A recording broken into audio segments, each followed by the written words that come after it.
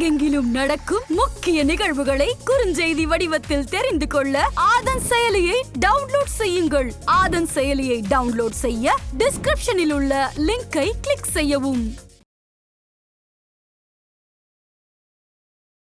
பிஜேபிக்கு மெஜாரிட்டியை கொடுக்கல, ஆனால் என்டிஏ ஆட்சியை கொடுத்துருக்கிறார்.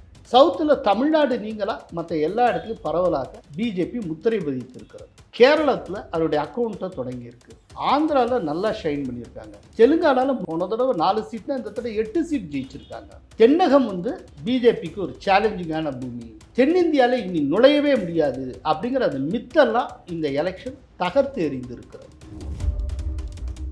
சார், பிஜேபிக்கு கிடைக்கக்கூடிய சீட்டில் ஒரு 30 சீட்டு குறைச்சிருக்கு, இவ்வளோதானே. பிஜேபி இன்னைக்கு அசுரபலத்தோடு இருக்கு. 28 கூட்டணி கட்சிகளை கொண்டு இருக்கக்கூடிய இந்தி கூட்டணி மொத்தமாக பெற்றிருக்கிற தொகுதிகளை காட்டிலும் பிஜேபி என்கிற தனி கட்சி பெற்றிருக்கிற தொகுதிகள் அதிகம். இந்தி கூட்டணிக்கு 234, பிஜேபி 240. ஒரு கட்சி வாங்கி. நீங்கள் பிஜேபி ரொம்ப சல்லுசன்னு நினைக்கிறீங்களா? ஆதன் நேயர்களுக்கு அன்பு வணக்கம். இந்த சிறப்பு நேர்காணலில் நம்முடன் இணைந்திருக்கிறார் மூத்த பத்திரிகையாளர் கோலால ஸ்ரீனிவாஸ் அவர்கள். வணக்கம் சார். வணக்கம். இந்த தேர்தல் முடிவுகள் இது ஏற்படுத்தியிருக்கக்கூடிய தாக்கம், குறிப்பாக பிரதமராக மீண்டும் மோடி அவர்கள் வரப்போகிறார், அதில் எந்த மாற்றமும் இல்லை. ஆனால் அது தொடர்ச்சியாக ஏற்படுத்திக்கக்கூடிய கேள்விகள் அப்படின்றது. இந்த ரிசல்ட்ஸ்லேருந்து ஒரு 5 டேக்அவே, முக்கியமான டேக்அவே தான் அப்படின்னா நீங்கள் என்ன சொல்லுவீங்க? முதல்ல, மோடியாக இருந்தாலுமே டேக்கன் ஃபார் கிராண்டட் கிடையாது. மக்கள் அதிருப்தி அடையவும் வாய்ப்பு உண்டு. ரெண்டாவது, பிஜேபியுடைய வெற்றிக்கு ரொம்ப பக்கபலமாக ஆர்எஸ்எஸ் இருந்திருக்கிறது. ஆர்எஸ்எஸ் சுணக்கம் காட்டினால் என்ன ஆகும் அப்படிங்கிறத இந்த முடிவுகள் காட்டுகின்றது.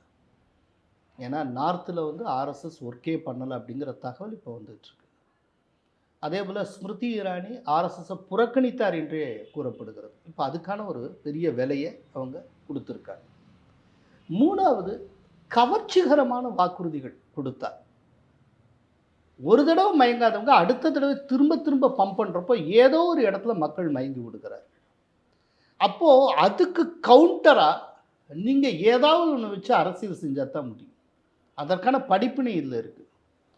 அங்கே நாங்கள் 1 லட்சம் உங்களுக்கு கொடுப்போம் அப்படின்னு ராகுல் காந்தி ஒரு வாக்குறுதியை கொடுக்குறப்போ, நான் இன்ஃப்ராஸ்ட்ரக்சரை டெவலப் பண்ணுவேன், 8 வழிச்சாலை ஆக்குவேன், 10 வழிச்சாலை ஆக்குவேன்னு சொல்லிட்டு இருந்தால் அது பெருசாக எடுபடுறது. இப்போ இதே ராகுல் காந்தி இதுக்கு முன்னால் 72,000 வருஷத்துக்கு தருவேன் அப்படின்னு சொன்னப்போ அது எடுபடலை. ஆனால் இந்த தடவை எடுபட்டுருக்கு. ஸோ தொடர்ந்து ஒரு விஷயத்தை சொல்லிக்கிட்டே இருந்தால் சில நேரத்தில் அது கவர்ச்சியாகவும் மாறுகிறது. இந்த படிப்பினை நமக்கு கிடைச்சிருக்கு. அப்புறம் இன்னொரு முக்கியமான இது பாசிட்டிவ் டேக்கப். இந்த தடவை பார்த்திங்கன்னா நார்த்தை காட்டில் சவுத்து கை கொடுத்துருக்கு. சவுத்தில் தமிழ்நாடு நீங்களா மற்ற எல்லா இடத்துலையும் பரவலாக பிஜேபி முத்திரை பதித்திருக்கிறது. முதல் தடவையாக கேரளத்தில் அதோடைய அக்கௌண்ட்டை தொடங்கியிருக்கு. ஆந்திராவில் நல்லா ஷைன் பண்ணியிருக்காங்க. தெலுங்கானாவில் முன்னக்காட்டில் 2 மடங்கு. போன தடவை 4 சீட்னா இந்த தடவை 8 சீட் ஜெயிச்சிருக்காங்க. ஸோ தென்னகம் இனிமேல் பிஜேபிக்கு ஒரு சேலஞ்சிங்கான பூமி. தென்னிந்தியாவில் இனி நுழையவே முடியாது அப்படிங்கிற அந்த மித்தெல்லாம் இந்த எலெக்ஷன் தகர்த்து எறிந்திருக்கிறது. எல்லாத்துக்கும் மேலே மக்கள் டோட்டலாக பனிஷ் பண்ணலை. அதை புரிஞ்சுக்கணும். பிஜேபிக்கு மெஜாரிட்டியை கொடுக்கல, ஆனால் என்டிஏ ஆட்சியை கொடுத்துருக்கிறார். மோடி தான் மீண்டும் பிரதமருங்கிறத மக்கள் உறுதி செஞ்சுருக்காங்க. ஸோ ஒரு சின்ன கரெக்ஷன், ஒரு எச்சரிக்கை கொடுக்கணும்னு மக்கள் நினச்சிருக்காங்க. ஒரு வார்னிங், அவ்வளோதான். இதில் குறிப்பாக அந்த ஒரு பிக் ப்ளோ அப்படின்னு சொல்லப்படக்கூடிய அந்த ஸ்டேட்ஸில் மிக முக்கியமான ஸ்டேட் உத்தரப்பிரதேசம். உத்தரப்பிரதேசத்தில் என்ன தவறு நிகழ்ந்தது அப்படின்னு, ஏற்கனவே அங்கே டபுள் இன்ஜின் சர்க்கார் அப்படின்னு ஒரு முக்கியமான ஒரு ஒரு பிரச்சாரம், அதை தாண்டி ராமர் கோயிலுடைய அந்த பிராண பிரதிஷ்டை உள்ளிட்ட விஷயங்கள் எல்லாமே பாஜகவுக்கு பாசிட்டிவாக இருக்குன்னு தொடர்ச்சியாக சொல்லப்பட்டு வந்த நிலையில், காங்கிரஸ் கட்சி ஒன்றுமே இல்லை, அடிமட்டத்துக்கு போயிடுச்சு அப்படின்னு சொல்லப்பட்டு வந்த நிலையில், அந்த கூட்டணி 2019 ஒர்க் பண்ணல, மாயாவதி கூட இருக்கும்போது கூட ஒர்க் பண்ணலை. ஆனால் இப்போ தனியாக இருக்கும்போது எப்படி ஒர்க் ஆச்சு? What went wrong in UP? நீங்கள் டபுள் இன்ஜின் சர்க்காருங்கிறீங்க. சில நேரங்களில் அதுவே டபுள் ஆன்டி இன்கம்பன்சி கொண்டு வரும். அங்கேயும் ஆட்சியில் இருக்கிற கட்சி, இங்கேயும் ஆட்சியில் இருக்கக்கூடிய ஒரு கட்சி. இப்போது இந்த தடவை பிரச்சாரத்தப்போ மோடி ஒரு பெண்ணை வந்து சந்தித்தார் அவங்க குடிசை வீட்டுக்கு போய். அவங்க வந்து பிரதமர் ஆவாஸ் யோஜனா திட்டத்துக்கு கீழே பிரதமரின் வீடு பெற்ற பயனாளி ஒரு பெண். அவங்க சந்தித்து அவங்க வீட்டில் போய் டீ எல்லாம் சாப்பிட்டு வந்தார். அந்த பெண்ணு சொல்லியிருக்காங்க, பிரைம் மினிஸ்டர் நல்லா தான் பண்ணார், எல்லாம் பண்ணார், ஆனால் இங்கே நின்ன எம்பி எவனையுமே மனுஷனாக மதிக்க தெரியாத ஒரு ஆள். இவர் போய் எந்த உதவி யாருக்குமே செய்ய மாட்டார், அதனால தான் இந்த இடத்துல எல்லாரும் மாற்றி ஓட்டு போட்டாங்க அப்படின்னு அந்த பெண் சொல்லியிருக்கிறார்.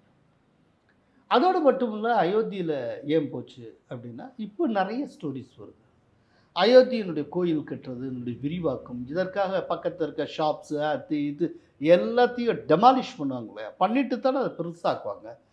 அப்போது இவங்களுக்கு வந்து அந்த இடத்த ஒதுக்கீடு செஞ்சு அவங்களுக்கு ஒரு மறுவாழ்க்கை கொடுக்கணுங்களா. அவங்க இடத்த இடித்து இது பண்ணுறீங்கன்னா அவங்களுக்கு காம்பன்சேஷன் கொடுக்கணும், இல்லாட்டி ஒரு இடத்துல ஒதுக்கி அவங்களுக்கு நீங்கள் கட்டித்தரணும், கடையோ இதுவோ கட்டித்தரணும் இல்லையா. அதெல்லாம் சரிவர செய்யலை. ஒருத்தவங்களுக்கு ஒருத்தர் வந்து ஒரு ஷாப்கீப்பர், அவர் சொல்கிறாரு என்னன்னா, இந்த மாதிரி டெமாலிஷ் பண்ணாங்க, எல்லாம் செய்கிறோம் அது இதுன்னு சொன்னாங்க. கடைசியில் கடையை ஒதுக்கீடு செஞ்சாங்க. கடையை ஒதுக்கிட்டு அந்த கடையை பெறணும்னு நான் முயற்சி பண்ணும்போது என்கிட்ட 10 லட்சம் ரூபாய் கேட்டாங்க. நான் எங்கே போவேன்? என்னுடைய வாழ்க்கையே போச்சு, என்னுடைய வாழ்க்கை ஆதாரமே அளிக்கப்பட்டது அப்படின்னு. ஸோ இந்த மாதிரி லோக்கல் பீப்புளை பகைச்சிக்கிற மாதிரியான ஒரு சூழ்நிலை இருந்தது.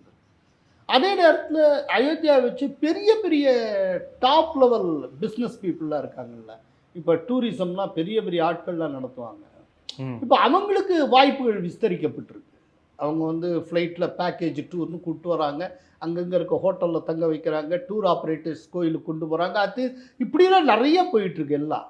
இதை வச்சுட்டு வெளியூரை சேர்ந்தவங்க இவங்கெல்லாம் பிழைக்கிறாங்க, ஆனால் உள்ளூர்காரனுக்கு பொழப்பு ஓடலாம். அவங்க இதில் வந்து வாழ்வாதாரத்தில் கை வைக்கப்பட்டது அப்படின்னு அப்புறம் பரவலாகவே நம்ம கேள்விப்படுறது, குறிப்பாக யூபியினுடைய பூர்வாஞ்சல் இந்த பகுதியெல்லாம் வந்து ஆர்எஸ்எஸ் ஒர்க்கே பண்ணலை.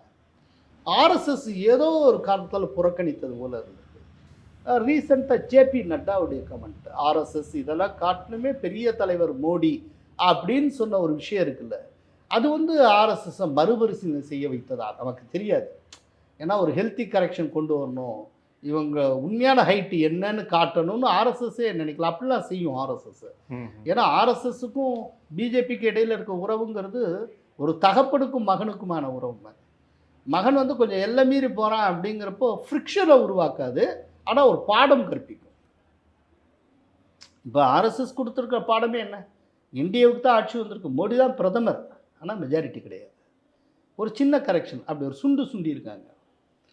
அதே போல் ஸ்மிருதி இரானி ஒர்க் பண்ணுறப்போ அவங்களுக்கு தனியாக ஒரு டீம் இருந்தால் அந்த டீமை வச்சுக்கிட்டே தான் அவங்க ஒர்க் பண்ணாங்க. ஆர்எஸ்எஸ் உள்ளே இறங்குறப்ப நீங்கள் வர வேண்டாம் நான் பார்த்துக்கிறேன்ட்டாங்க. என்ன பார்த்துக்கிட்டாங்க? ஸோ இந்த ஆர்எஸ்எஸ் கைவிட்டு அதுக்கப்புறம் இன்னொரு ரொம்ப சுவாரஸ்யமான ஒரு தகவல், அதெல்லாம் இப்போ தான் வருது. என்னன்னா ஒரு 35 பேர் கொண்ட வேட்பாளர் லிஸ்ட்டு ஒன்று யோகி ஆதித்யநாத் கட்சியுடைய மத்திய தலைமைக்கு கொடுத்து, அகில இந்திய தலைமைக்கு கொடுத்து இவங்களுக்கு சீட்டு கொடுங்க அப்படின்னு சொன்னதாகவும், அது யோகி ஆதித்யநாத் ரெக்கமெண்ட் பண்ணதில் ஒருத்தருக்கு கூட சீட்டு கொடுக்கல, மறுக்கப்பட்டது அப்படிங்கிறது ஒரு காரணம்ங்கிறாங்க. யோகி ஆதித்யநாத் களத்தில் இறங்கி ஒர்க் பண்ணலை, அதனால ரொம்ப அவர் வந்து ஃபெடப் ஆகிட்டார் அப்படின்னு சொல்லிட்டு. அங்கே அவங்க என்ன பார்வை பார்த்துருப்பாங்க, அவங்களுடைய ஐடியா என்னவாக இருந்திருக்குன்னா, இப்போ யோகி சொன்ன அத்தனை பேர் கொடுத்துட்டு கிட்டத்தட்ட ஒரு 40 எம்பிஸ் வரைக்கும் யோகி கண்ட்ரோலில் இருக்கிற மாதிரி ஆயிரும். இப்போ யோகியுடைய கண்ட்ரோலில் அவர் சொன்னதை கேட்குற மாதிரி ஒரு 40 எம்பிஸ் இருக்கிற மாதிரி இருக்கிறதுங்கிறது சரியாக வராது. எல்லாமே அந்த கட்சியினுடைய கட்டுப்பாட்டில் இருக்கணும் அப்படின்னு சொல்லி அவங்க நினச்சிருந்துருப்பாங்க. ஆனால் அந்த இடம் இருக்குல்ல, யூபிங்கிற இடம், அது வந்து யோகியுடைய கட்டுப்பாட்டில் இருக்கிற இடம். அப்போ அங்கே அவருடைய வேலையை காட்டுறாரு. இப்படி சுருக்கமாக சொன்னால் ஒரு டிவைடர் ஹவுஸாக இருக்குது. ஒற்றுமை இல்லை, உட்கட்சி பூசல் இல்லை. ஆனால் இந்த ராஜஸ்தான் எடுத்துக்கங்க, ராஜஸ்தானில் போனதில் ஸ்வீப் பண்ண இடம் 25க்கு 25. இன்றைக்கி ராஜஸ்தானில் என்ன 14 சீட்டை பிஜேபி இழந்திருக்கு. என்ன காரணம்? வசுந்தரா ராஜே ஓரம் கட்டினாங்க. வசுந்தரா ராஜே எவ்வளோ பெரிய டாலஸ்ட் லீடர், அவங்களுடைய கான்ட்ரிபியூஷன்லாம் மகத்தானது. உங்களுக்கு பிடிக்காமல் இருக்கலாம், அதுக்காக அவங்களுடைய பங்களிப்பை நீங்கள் உதாசீனம் செய்ய முடியுமா? அவங்கள டோட்டலாக கம்ப்ளீட்டாக ஒதுக்கினாங்க. ஒரு ஃபஸ்ட் டைம் எம்எல்ஏ வந்து அவங்க வந்து சிஎம் ஆக்கினாங்க.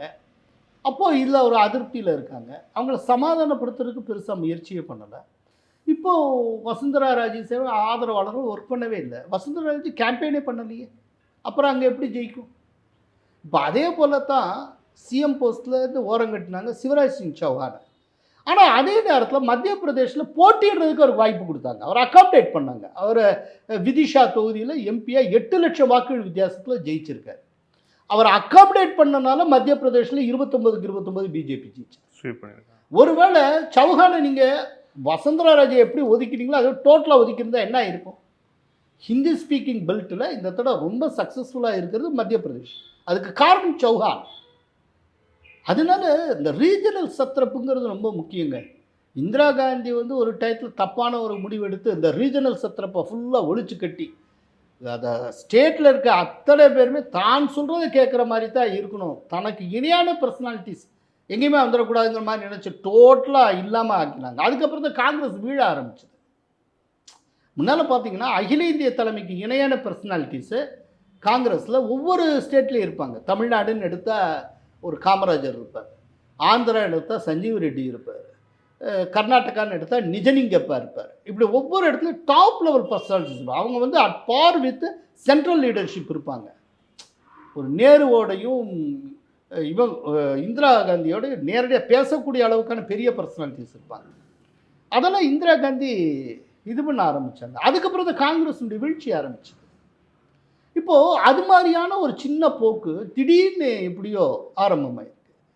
பெரிய பெரிய டாப் பர்சனாலிட்டிஸ் வசுந்தரா ராஜே அவங்களாம் ஓரம் கட்டுறது மாதிரி வந்தால் இப்போ திரும்ப இது வேலையை காட்டுது.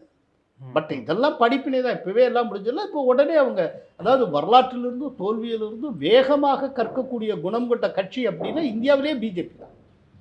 டக்குன்னு அவங்க கற்றுப்பாங்க, அடுத்த தடவை இந்த தப்பு வராது. நன்றி சார். பல்வேறு கேள்வி. Thank you sir. Thank you so much.